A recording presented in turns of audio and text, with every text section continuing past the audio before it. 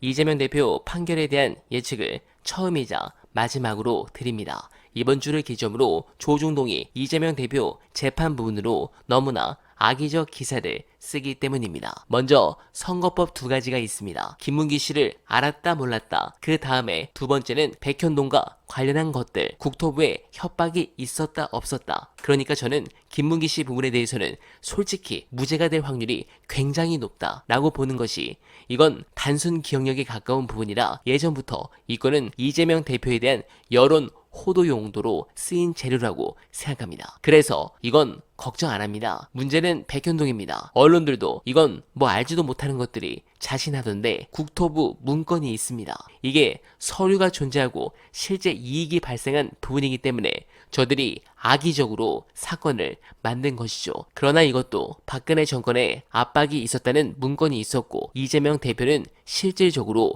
그 부분에 있어 로비로 인해 득을 본 것도 없습니다. 그래서 저는 지금 당장 다가오는 선거법 관련해서 크게 걱정을 안 하는데, 문제가 쌍방울입니다. 여긴 수원지법 자체가 이화영 전 지사에 대해 말도 안 되는 골 때리는 판결을 했던 것도 충격입니다만, 같은 재판부이기 때문에 혹여 내년 2월에 재판부가 바뀐다 하더라도 그 안에 어떤 작업이 있을지 모르죠. 관련해서 중요한 영상 보시고 이어가 보겠습니다. 민주당에서 이런 식의 선거 결과가 나올 수밖에 없는 이유는 분명히 있다는 거죠. 그렇죠. 그거는 지금 현 정부가 야당에 대해서 정치적으로 기소하고 또 기소하고 또 기소하고 또 기소했잖아요. 그리고 법인카드 문제를 가지고 계속 시비를 걸고 있고, 이 불합리함에 대해서 싸우고자 하는 사람들의 의지가 모였다라는 것을 정확하게 표현을 해줘야 되죠. 어떻게 대통령한테는 찍소리도 못하면서 야당 대표한테 계속 민생을 아니, 협치를 하라고 할 수가 있습니까? 이 정치부 기자들 중에 이재명을 별로 안 좋아하는 사람들이 많아요. 그냥 그래서 이재명에 대한 비호감이 표출되는 거예요,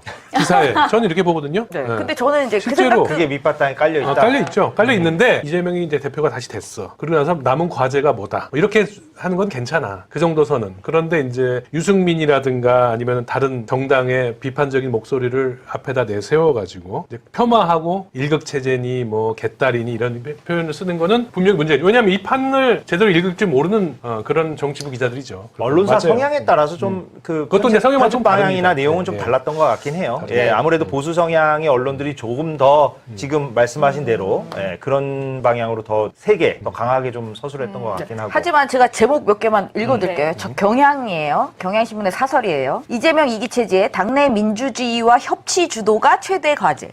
여기에 어디서 긍정이 있어요? 당내 민주주의, 협치. 그 다음에 한겨레 사설입니다. 이재명 이기 민생 최우선 두고 국민께 희망 줄 수 있어야. 여기서 또 이제 민생을 이렇게 이야기하잖아요. 자, 그리고 제가 가장 빡쳤던 구절이 있습니다. 경향신문의 이제 칼럼인데요. 한 가지 분명한 것은 더 나쁜 편을 찾아야 하니 민주당의 반윤석열 검찰개혁 기조는 더욱 선명해질 것이란 점이다. 전국은 계속 시끄러울 듯하다.